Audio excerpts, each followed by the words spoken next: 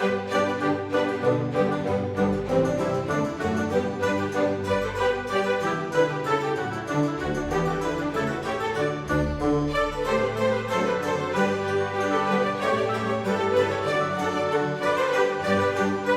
Museo del Cenedese di Vittorio Veneto conserva all'interno del suo patrimonio un oggetto del tutto particolare e direi piuttosto raro.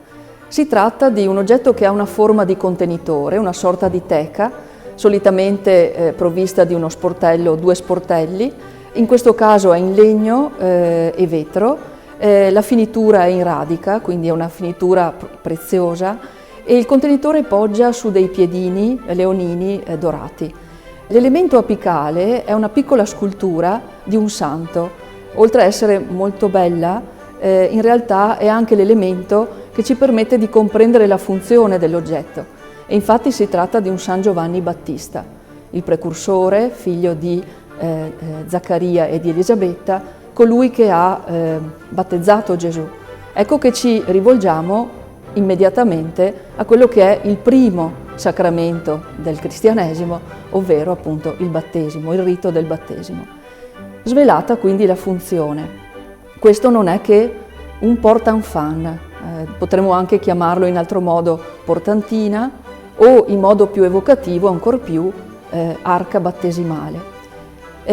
Si tratta di un oggetto che permetteva alle famiglie, naturalmente prima del Concilio Vaticano II, addirittura probabilmente dal XVI-XVII secolo, di portare il bambino in sicurezza dall'abitazione alla chiesa affinché venisse battezzato prima degli 8 giorni di vita. Sappiamo che appunto prima del Concilio Vaticano II c'era l'idea che il bambino non battezzato non potesse raggiungere il paradiso, ma fosse in qualche modo relegato alla dimensione del limbo. Ecco che il bambino veniva appunto portato dall'abitazione alla chiesa e questo, mi piace dire, è un oggetto quindi che aveva una funzione di protezione, ma diventa anche un oggetto liturgico, in quanto veniva fatta una processione e quindi c'era un coinvolgimento di tipo comunitario intorno a questo primo rito, che è appunto il rito fondamentale di soglia della fede. Anche, se vogliamo, una dimensione di tipo battesimale, squisitamente battesimale, in quanto sembra in qualche modo un sarcofago e quindi ci rimanda al fatto che il battesimo, per etimologia stessa della parola, è un annegare, è un morire per rinascere alla vita cristiana. Questo oggetto in particolare, abbiamo detto, ha delle finiture molto preziose. Infatti le donatrici sono 2 sorelle, le contesse Altan, Enrichetta e Arpalice, e quindi veniva utilizzato da una famiglia nobile.